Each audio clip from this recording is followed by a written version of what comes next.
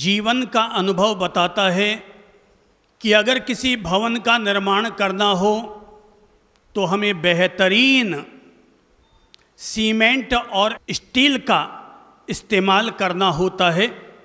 अगर हम शहर का निर्माण करना चाहते हैं तो बेहतरीन सुंदर से सुंदर वृक्ष लगाने चाहिए। पर अगर हम देश और समाज का निर्माण करना चाहते हों तो हम सब लोगों को बच्चों पर काम करना जरूरी है। बचपन से ही प्रत्येक व्यक्ति के जीवन की शुरुआत होती है।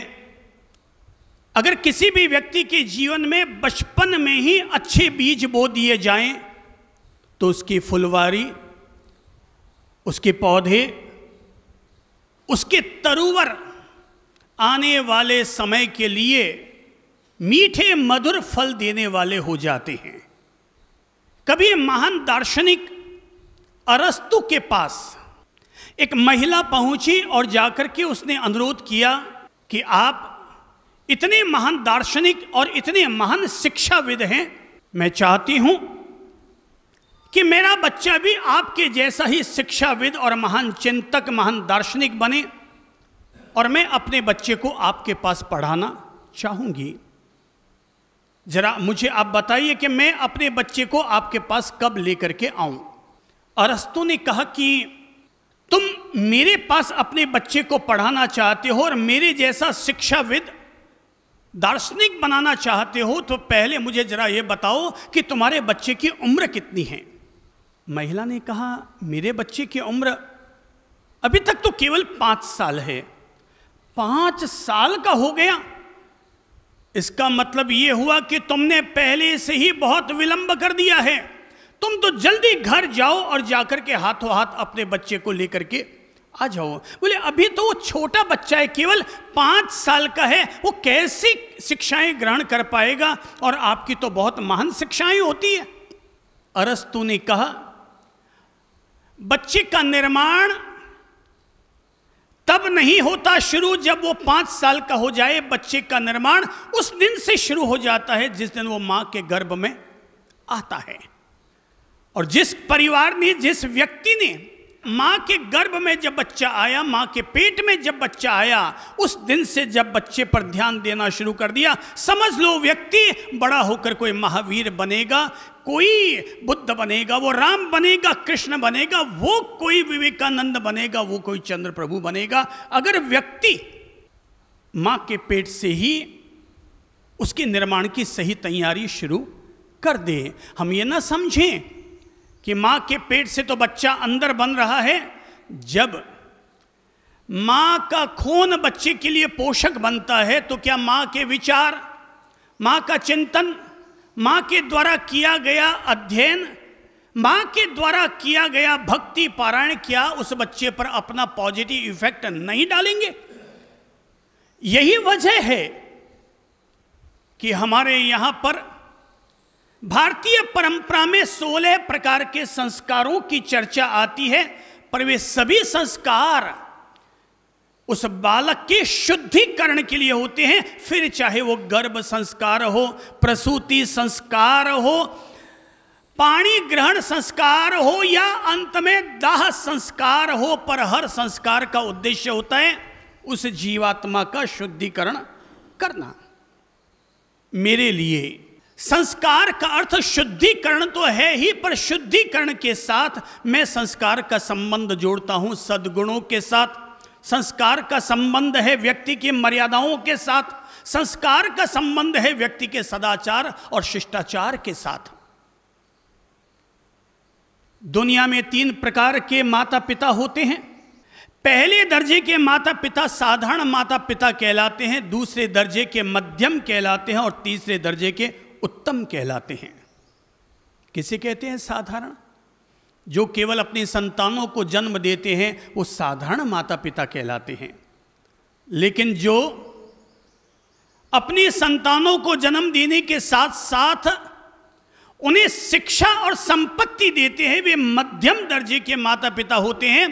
पर वे माता पिता उत्तम दर्जे के हुआ करते हैं जो अपनी संतानों को केवल शिक्षा और संपत्ति नहीं देते, बल्कि उनको महान संस्कारों का मालिक भी बनाते हैं। वे माता पिता ही उत्तम माता पिता कहलाते हैं जो अपनी संतानों को उत्तम संस्कारों की विरासत और वसीयत दिया करते हैं।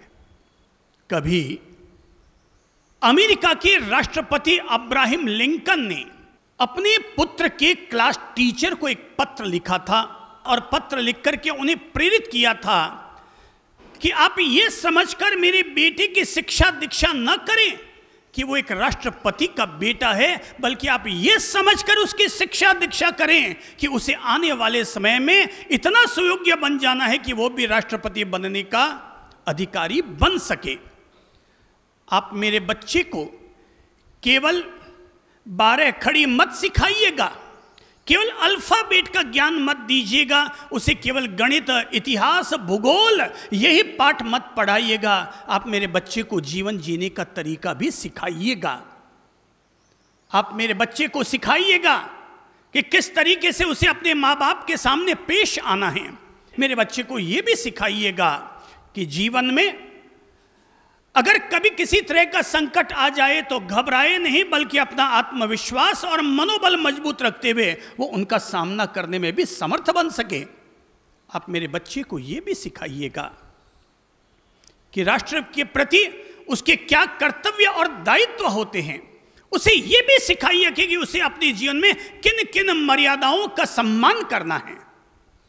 अब्राहम लिंकन के द्वारा अपनी बेटी के क्लास टीचर को लिखा गया वो पत्र बड़ा विश्व प्रसिद्ध हुआ। मैं तो आज जो कुछ बातें कहूंगा आप ये समझिए, एक गुरु अपनी ओर से आप सब लोगों को पत्र दे रहा है और ये सिखाने का प्रयास करेगा कि किस तरीके से एक बालक का, एक जीवन का सही तौर पर पल्लवन हो सके, सही तौर पर हम लोग एक नए आम्र वृक्ष का, एक नए कल्प वृक्ष का निर्माण कर सकें। हम लोगों को बच्चों के प्रति ममता होती है, वात्सल्य होता है, और हम लोग अपनी ममता के चलते बच्चों को केवल लाड करते हैं, केवल प्यार करते हैं, केवल दुलार करते हैं, ये सोचकर कि अगर मैंने बच्चे के द्वारा की जाने वाली गलती पर अगर उसे डांट दिया तो उसकी मां मुझसे नाराज हो जाएगी। बच्चों के लिए अगर केवल लाड करने वाले दादा की भूमिका अदा करेंगे, पिता की भूमिका अदा करेंगे, तो बच्चा केवल लाड गैला बन जाएगा। बच्चे का निर्माण तो लाड से नहीं, बल्कि उस कुम्हार की भूमिका अदा करनी चाहिए जो घड़ा बनाते समय प्यार भी देता है घड़े को और थापी भी देता है। एक तरफ से वो अंदर से हाथ देता है ताकि घड़ा टूट ना जाए, और प्यार से उस घड़े का निर्माण करने के लिए अंदर से सहलाता भी रहता है और ऊपर से थापियां भी मारता रहता है। बच्चे को प्रोत्साहन भी दिया जाना चाहिए और बच्चे पर अंकुश भी रखा जाना चाहिए। कभी एक 18 वर्ष के किशोर को अपराध किए जाने पर जब जज के सामने प्रस्तुत किया जाता है तो जज उससे पूछता है तुमने क्या ये अपराध किया? बोले हाँ मैंने ये चोरी की है और मेरे द्वारा ये अपराध हुआ है। तो बोले तुम्हें 3 महीने की सजा सुनाई जा रही है जेल में रहने की। उसने कहा ठहरिए, आप मुझे सजा सुनाएं, उससे पहले मैं चाहता हूं इस सजा का अधिकारी केवल मैं अकेला ही ना बनूं, बल्कि 2 लोग और भी हैं जो इस सजा के अधिकारी हैं। बोले और 2 लोग कौन हैं? बोले एक तो है मेरी माँ और दूसरे हैं मेरे पिता। बोले क्यों, वो कैसे सजा के अधिकारी बने? बोले मैंने शैतानियाँ की, मैं उनके जेब में से पैसे निकाल लेता था, मैं अपनी माँ की अलमारी में से भी पैसे निकाल लेता था, मैं उनके सामने भी झूठ बोला करता था, पर उन्होंने मुझे कभी टोका नहीं, कभी मुझे डांटा नहीं, कभी मुझे उन्होंने प्रताड़ित न किया। इसलिए जेल में रहने का अधिकारी अकेला मैं नहीं बल्कि मेरे माँ बाप भी उतने ही अधिकारी हैं। अगर वो मेरे जीवन में पलने वाली इन बुराइयों को, इनकी जड़ें फैलें, इनके बीज फैलें, उससे पहले अगर वो मुझे सावधान करते, सचेत करते, वे अगर मुझे डांट डपट के अगर ठीक कर देते, तो आज मुझे जेल तक आने की नौबत नहीं आती। इसलिए अगर किसी भी घर में संतान, आप कहती हैं जिद्दी है, ये गुस्सैल है, ये झूठ बोल जाता है, ये मनमानी करता है, ये कहना नहीं मानता, इसके लिए जितने दोषी हमारी संतानें हैं उतने ही दोषी हम खुद हैं, हमारे घर का माहौल है। मैंने कभी एक बहुत अच्छे दार्शनिक की एक घटना पढ़ी थी। उस दार्शनिक का नाम है सोलोन।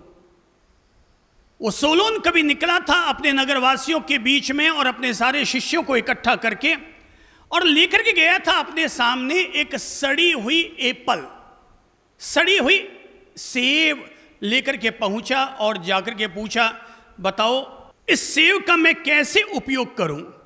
सोचिएगा आप भी, ये केवल फिलॉसॉफी की बात नहीं है, ये जीवन के निर्माण की बात है। सड़ा हुआ सेब, शायद गंध भी आ रही थी। एप्पल लेकर के पहुंचा और पूछा कि तुम लोग बताओ कि मैं इसका कैसे उपयोग करूं। केवल एक दूसरे के प्रति शिकायतें पालने से जीवन का और समाज का निर्माण नहीं होता है। हमें ईश्वर ने बुद्धि दे रखी है, हृदय दे रखा है, सोचने और समझने की क्षमता दे रखी है। तो हम लोग स्वयं अपनी बुद्धि का इस्तेमाल करके ये देखें कि मेरे जीवन का, मेरे परिवार का, समाज का निर्माण कैसे हो सके। ये मैं सीखूं कि एप्पल का उपयोग क्या होगा, सड़े हुए सेब का उपयोग, बोले कि जो जो गला हुआ भाग है उतने उतने भाग को फेंक दिया जाए और बाकी के भाग का उपयोग कर लिया जाए। दूसरा तरीका ये बताया कि अगर वो पूरा ही सड़ चुका है तो उसे फेंक दिया जाए। भाई, ये हमारा समाज, ये हमारा जीवन, हमारे घर की वर्तमान में जो कहीं कहीं किसी किसी घर में जो दुर्दशा हो चुकी है कि जहां बेटे माँ बाप के सामने बोलते हैं, जहां भाई भाई में तकरार चलती है, जहां हम लोग भाईचारे को भूलकर धर्म के नाम पर आपस में एक दूसरे से लड़ना शुरू कर देते हैं, समझो अपन सब लोगों की एप्पल सड़ चुकी है। और सड़ी हुई एप्पल को हम सोचते हैं जितना जितना भाग काम का है उतने उतने भाग का उपयोग कर लिया जाए, बाकी का हटाया जाए। भाई, अब सड़ी हुई सेब, उसका कहीं से भी अगर इस्तेमाल करोगे तो बीमारियां लगने की पूरी पूरी संभावना रहेगी। सोलोन ने कहा, फेंकना होता तो मैं तुम लोगों को क्यों दिखाता, मैं तुम लोगों को जीने की कला सिखाता हूं। चाकू लाओ, एक एप्पल के 4 टुकड़े कर दिए गए, काटा गया तो अंदर, ठेठ अंदर तक वो सड़ी हुई थी। सोलोन ने कहा, इस एप्पल का अगर उपयोग करना है तो इसके समस्त सड़े हुए भाग को फेंक दो, पर इसके बावजूद एप्पल में कुछ ऐसी चीजें अभी भी बची हुई है जिनसे नई एप्पल का निर्माण किया जा सकता है, और वो है इसमें रहने वाले बीज। और हमारे बच्चे वही बीज की तरह हैं, भले सारा भाग सड़ गया फेंक दो, पर अगर हमने बीज को फिर से अगर जमीन में बो दिया, फिर से अगर इसकी सिंचाई और निराई कर दी, तो वही फिर से एप्पल का वृक्ष बन जाएगा। आज मैं यही ट्रिक सीखने और सिखाने की प्रेरणा दूंगा कि हम लोग अगर चाहें तो अपनी इस सड़ी हुई एप्पल का वापस फिर से नव निर्माण किया जा सकता है। ध्यान रखो, अच्छे संस्कार मॉल में नहीं बिकते, अच्छे संस्कार परिवार के माहौल में मिलते हैं। इसलिए हम में से हर किसी व्यक्ति को यह जागरूकता रखने की जरूरत है कि बच्चों पर 5 चीजें खर्च की जानी चाहिए। पहला है, 5 चीजें बच्चों के साथ जोड़ो। पहला है शिक्षा, दूसरा है संपत्ति, तीसरा है समय, चौथा है संगत और 5वां है संस्कार। हम लोग उन पर क्या क्या चीज लगाते हैं? नंबर 1 शिक्षा। हम बहुत ज़्यादा, हमने उनको इतना ज़्यादा गंभीर किया हुआ है अपने आने वाली पीढ़ी को शिक्षा के लिए कि शायद पिछले हजारों साल के इतिहास में शिक्षा पर कभी इतना गंभीरतापूर्वक ध्यान न दिया गया। और तय है कि आज की तारीख में दुनिया का, समाज का, घर और परिवार का जितना विकास हुआ है उसमें शिक्षा की बहुत बड़ी भूमिका बनी है। दूसरा, हम उन पर लगा रहे हैं संपत्ति, खूब पैसा खर्च कर रहे हैं। मैं तो जब आज की पीढ़ी के बच्चों को देखता हूं और अपने बचपन के साथ तुलना करता हूं तो मुझे लगता है मैंने तो कभी सपने में भी नहीं सोचा था। आज मैं किसी बच्चे को पूछ लेता हूं, भैया तेरी ड्रेस कितनी है? वो कहते हैं 2500 ड्रेस है। मैं कहता हूँ मेरे तो यार 5 भी ड्रेस नहीं थी। बड़े भाई साहब की पैंट फटती थी तो हाफ पैंट बनती थी। भाई संपत्ति तो बहुत खर्ची जा रही है बच्चों पर, पैसा खूब खर्चा जा रहा है। पहले अगर हम कोई सरदार स्कूल में, जैन स्कूल में, सरकारी स्कूल में, विवेकानंद स्कूल में, आदर्श भारती में पढ़ते थे तो भी संतुष्ट होते थे, मारो बेटो आदर्श भारती में पढ़े। अब आदमी घनचक्कर बनता है बड़ी महंगी स्कूलों में पढ़ाने के लिए और कितनी कितनी अप्रोच लगाता है और तब कहीं जाकर के उस विद्यालय में दाखिला मिलता है, फ़ोन करवाने पड़ते हैं। हमने बच्चों पर संपत्ति इतनी खर्च कर डाली है। अब मैं आपको बता रहा हूँ नुकसान। शिक्षा और संपत्ति तो हमने बहुत खर्च कर डाली है। आज हर बच्चे के पास स्मार्टफोन है, हर बच्चे के पास टैबलेट है, लैपटॉप है, हाथ खर्ची के लिए पूरा पर्स भरा हुआ है, चलाने के लिए बाइक, एक्टिवा, स्कूटी, सब साधन हमने दे दिए हैं। पर 3 चीज़ें अभी हमने उनको नहीं दी। उसका परिणाम पता है क्या हो रहा है? उसका परिणाम ये हो रहा है, बेटा बेटी तभी तक हैं आपके जब तक आप उन पर पैसा खर्च करते रहेंगे। और जिस दिन उनकी नौकरी लग गई, न बाप बाप है न माँ माँ है, और जिस दिन उसकी शादी हो गई फिर तो माँ बाप नौकरानी और नौकर जितनी भी इज्जत घर में नहीं रख पाते हैं। और बेटा अगर फॉरेन चला गया तो मम्मी की याद तभी आती है जब उसकी डिलीवरी होने वाली होती है, तब उसको माँ की याद आती है।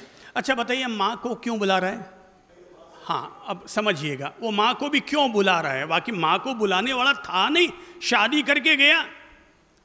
आज की तारीख में कोई बेटा अपनी पत्नी को अपनी मम्मी जी के पास, अपने पापा जी के पास 6 महीने भी नहीं रखता। अरे भाई तुम इस घर में रखोगे तो यहाँ माँ बाप, सास ससुर के साथ ममता पैदा होगी ना, संबंध बनेगा, रिलेशनशिप बनेगी। यहाँ रहोगे तो घर के मर्यादाएं, घर के संस्कार सीखोगे। पर हम तो यहाँ रख ही नहीं रहे हैं। अब तो हूँ हमारा हूणियों, दूजा आवे तो भांगू दूनियों। तो अब सारी व्यवस्थाएं ऐसी होती जा रही हैं, दुनिया केवल स्व केंद्रित होती जा रही है। केवल स्व केंद्रित, मैं, मेरी पत्नी, मेरा बच्चा। अब भाई तेरा भाई भी है, तेरी बहन भी है, तेरे भुआसा भी है, उनकी भी कोई वजूद है। उनने भी तेरे लिए कई मंगल गीत गाए हैं। तेरे भाई ने तुझे कई कई दिन तक अपनी गोद में रख करके तुझे खिलाया है। सब चीज़ों को हम लोगों ने नज़रअंदाज कर दिया। हर व्यक्ति स्व केंद्रित। स्व केंद्रित का मतलब क्या हो गया समझिएगा? मैं हैं, हाँ, अपने अलावा और कुछ नहीं। बस बीवी मेरी क्यों? क्योंकि वो मेरे सुखों का इंतजाम करती है। बच्चे क्यों? क्योंकि वो मुझसे पैदा हुए हैं। बाकी से कोई मतलब भी नहीं बचा। बेटा अगर 3 साल का है, 4 साल का है, अभी अगर मान लो संबोधि धाम के मंदिर जी में अभी अगर बच्चे को ले जाना है तो मंदिर जी यहाँ 60-70 ऊंची पहाड़ी पर बना हुआ है। तो बच्चा अगर कहता है ना, तो बच्चे को तो बाप झट से गोद में लेकर के ऊपर तक चढ़ जाता है। भाई तेरी माँ भी तो तेरे साथ है, उसके गोडे दुख रहे हैं, उसे चढ़ा नहीं जा रहा है। बच्चे को हम झट से गोद दे देते हैं, पर माँ को हम कंधा नहीं दे पाते हैं। भाई जो आदमी जीते जी कंधा ना दे पाया, उम्मीद ही मत रखो कि वो लड़का तुम्हें मरने के बाद कंधा दे सकेगा। स्व केंद्रित हो गए। मैंने कहा फॉरेन में एक हमारी एक परिचित बहन है, तो कहा कि बाप जी मैं 3 दिन बाद अमेरिका जाने वाली हूँ, मेरा वीज़ा पासपोर्ट सब बन गया है, 3 दिन बाद जाऊँगी। अमेरिका ही समझ लो, अमेरिका ही उन्होंने कहा था अमेरिका जाना है। तो हमने उनसे कहा क्यों, आपके बहुरानी के संतान होने वाले क्या? अरे बाप जी आप तो परम ज्ञानी हो, आपने की कर पत्तो लाग गयो कि मारे बहू रे टाबर होने वाले, बाप जी आपने की कर पत्तो लाग गयो।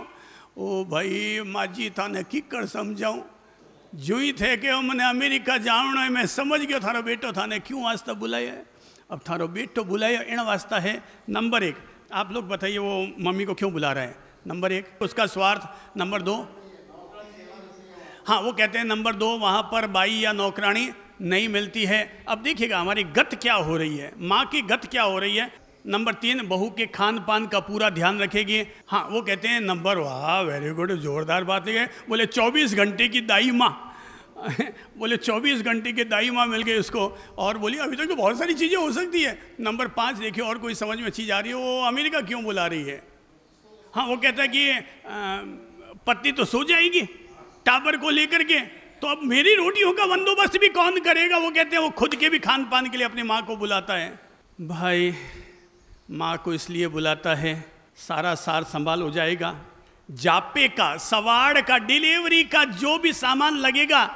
मम्मी जब इंडिया से अमेरिका जाएगी खाली आ जाएगी क्या है, डिलीवरी का सारा सामान यहाँ से वहाँ लेकर जाएगी। और मम्मी जब यहाँ से वहाँ जा रही है तो टिकट के लिए फ़ोन करेगी, पहले बेटा मेरी टिकट भेज फिर मैं आऊँगी। तो टिकट भाड़ा भी मम्मी का लगा, और मम्मी जब 3 महीने के लिए 2 महीने के लिए वहाँ चली गई, अब बहू को भी लगता है बढ़िया आराम है, सोते सोते खाने मिल रहे, अबे बाड़ ने काम करी, अबे वापस अठे पापा जी ने याद आवे हूँ अठे अकेलो हूँ, तू मारी लुगाई ने बैठे बुला लियो रे छोरा। अब वो वापस फ़ोन करता रहेगा, बेटा कहेगा हाँ पापा भेजता हूँ ना, इतनी क्या जल्दी है, भेजता हूँ ना पापा, भेजता हूँ ना, इतनी क्या जल्दी है। पापा समझ जाता है मेरी पत्नी अब तब तक नहीं आएगी जब तक टिकट यहाँ से बना के नहीं भेजूंगा। कुल मिला करके शिक्षा और संपत्ति तो हमने अपने बच्चों पर खूब लगा दी। मैं 3 चीज़ें और लगाने के लिए प्रेरणा दे रहा हूँ। क्या क्या है? नंबर 1 समय, नंबर 2 संगत, और नंबर 3 संस्कार।